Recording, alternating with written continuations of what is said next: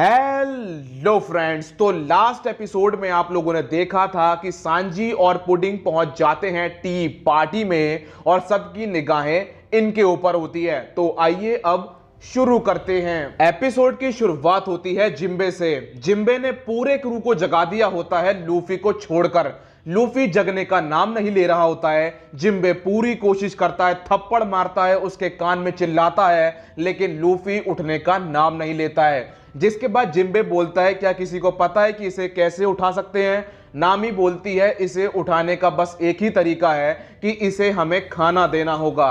जिसके बाद चॉपर बैजी के साथियों से बोलता है, क्या हमें मीट मिल सकता है? वो लोग बोलते हैं कि हाँ मिल सकता है। इसके बाद हमें सांजी और पुडिंग दिखाए जाते हैं, जहां पर सांजी 90% पुडिंग के प्यार में एकदम आ गया होता है और जो उसका 10% हिस्सा होता है वो उसे समझा रहा होता है कि भाई होश में आ जा, ये वही लड़की है जो तुझे मारने वाली है। लेकिन सांजी जब भी पुडिंग की तरफ देखता है उसका 10% हिस्सा भी खत्म हो जाता है। इसके बाद वेडिंग केक मैदान में आता है जो कि किसी बिल्डिंग के बराबर होता है। बिग मॉम वेडिंग केक को देखती है तो उसके मुंह में पानी आ जाता है और इसके बाद वेडिंग केक इस तरीके से बनाया गया है कि सांजी लोग उसी पर अपनी शादी करेंगे। वेडिंग केक को देखकर वहां पर जितने लोग होते हैं सब ताली बजा रहे होते हैं, क्योंकि वेडिंग केक बहुत ही कमाल का होता है। बिग मॉम काफी खुश हो रही होती है क्योंकि वेडिंग शुरू होने वाली है और दूसरी चीज बहुत ही जल्दी खूनी खेल भी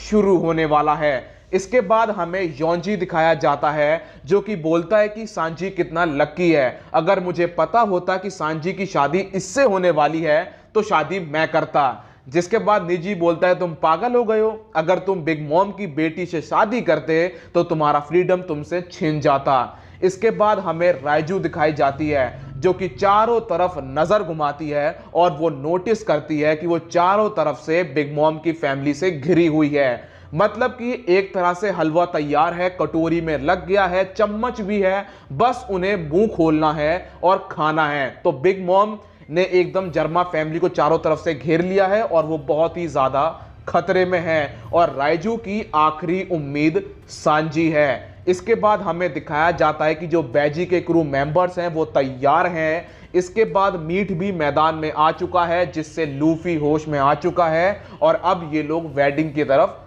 निकल चुके हैं। इसके बाद हमें दिखाया जाता है कि सांजी और पुडिंग की शादी तैयार हो जाती है होने के लिए।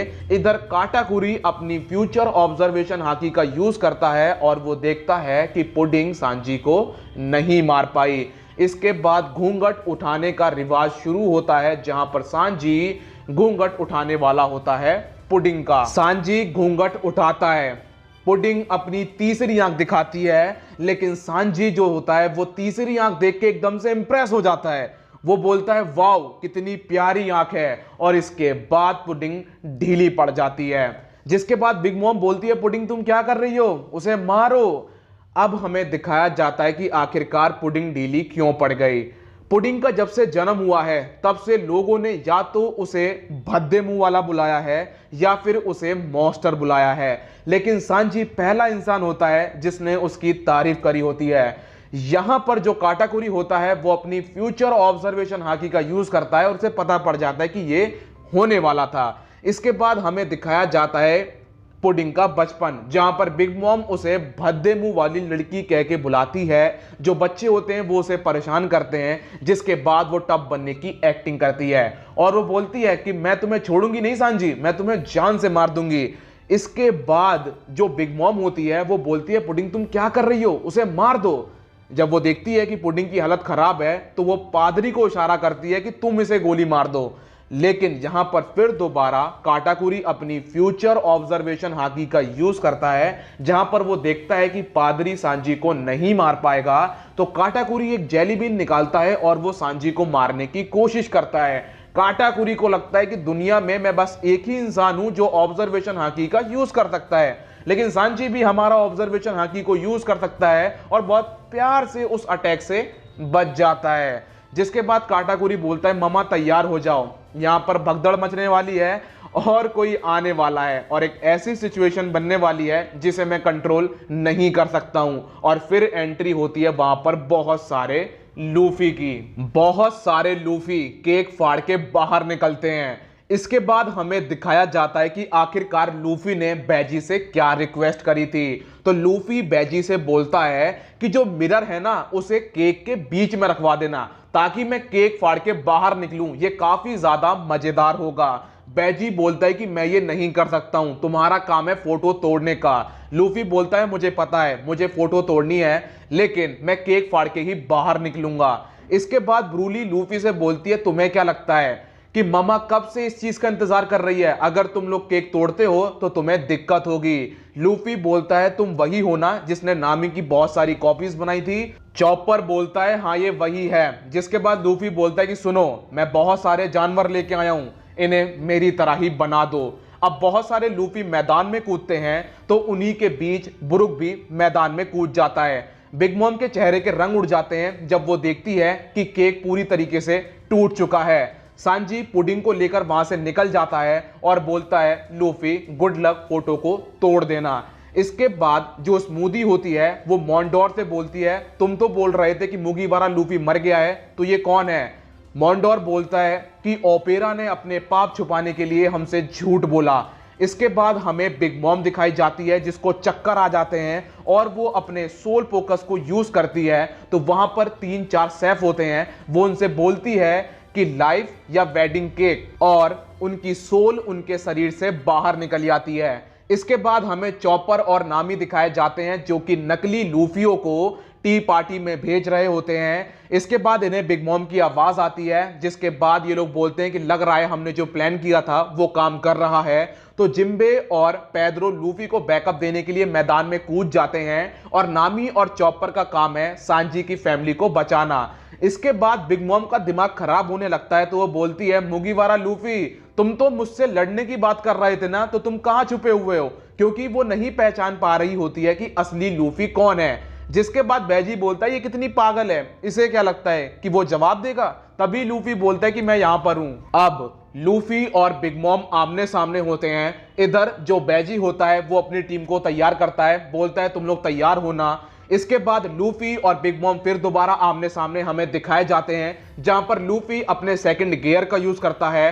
बिग मॉम जियोस और प्रोमेथियस को मैदान में बुलाती है। लूफी जैसे ही बिग मॉम के ऊपर हमला करने वाला होता है तभी एक उड़ती हुई चीज आती है जिसमें लूफी अटक जाता है और ये अटैक किया होता है काटाकुरी ने।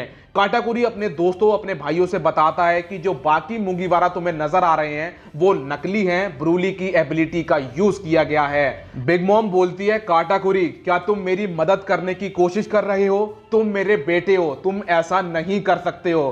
काटाकुरी बोलता है मम्मा मैं आपकी मदद नहीं कर रहा हूं, दरअसल जो लूफी है वो आपको टारगेट नहीं कर रहा था, वो मदर कार्मेला की फोटो को टारगेट कर रहा था। जिसके बाद काटाकुरी अपनी एबिलिटी से लूफी को झुलाने लगता है जिसमें लूफी फंसा होता है और अपने आप को बाहर नहीं निकाल पा रहा होता है। अब जिम्बे मैदान में आता है, अपने साथ चाय का प्याला उठाता है, उसमें से चाय को बाहर निकालता है और पानी को पकड़ता है और यूज करता है ओशियन करंट शोल्डर थ्रो, और यह अटैक बहुत ही ज्यादा कमाल का होता है और लूफी काटाकुरी के हाथों से छूट जाता है। जिसके बाद जिम्बे लूफी को बताता है कि काटाकुरी ने एक स्पेशल टाइप का पैरामीशिया डेविल फ्रूट खाया हुआ है जिसका नाम है मोची मोची फ्रूट। अगर तुम इसमें फंस गए तो तुम बच नहीं पाओगे, लेकिन पानी का यूज करके बच सकते हो, लेकिन शर्त एक ही है कि तुम्हें पहले फंसना नहीं है। बिग मॉम बोलती है मुगीवारा लूफी को मदर कार्मेला के बारे में कैसे पता चला।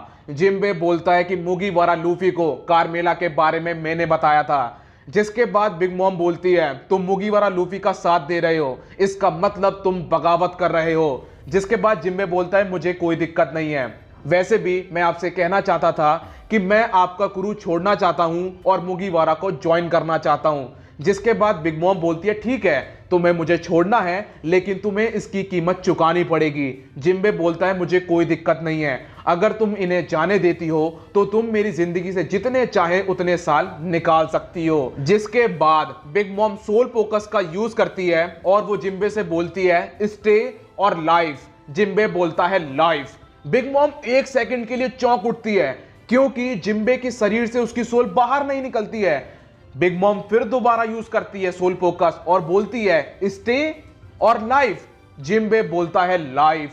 बिग मॉम की पूरी फैमिली वहां पर होती है और वो ये देख के घबरा उठती है कि जिम्बे को बिग मॉम का 1% भी खौफ नहीं है, जिसके बाद जिम्बे बोलता है कि मैं तुम्हारा क्रू छोड़ना चाहता हूं और फ्यूचर पायरेट किंग मुगिवारा को ज्वाइन करना चाहता हूं, क्योंकि फ्यूचर में मुझे तुमसे कोई उम्मीद नहीं है। जिसके बाद बिग मॉम बोलती है मुबारक हो, तुम्हें तुम्हारी लाइफ मिलती है, लेकिन अगर तुम मेरे खिलाफ हो इसका मतलब तुम मेरे एनिमी हो। जिसके बाद बिग मॉम प्रोमेथियस का यूज करती है और जिम्बे के ऊपर हमला कर देती है। जब सबका ध्यान बिग मॉम और जिम्बे के ऊपर होता है, यहां पर ब्रुक चुपचाप से मदर कार्मेला की फोटो के पास पहुंच जाता है और उसे तोड़ देता है और यहीं पर एपिसोड खत्म हो जाता है। मिलता हूं अगली वीडियो में, जब तक के लिए अपना ख्याल रखिए, कोरोना से सावधान, गुड बाय।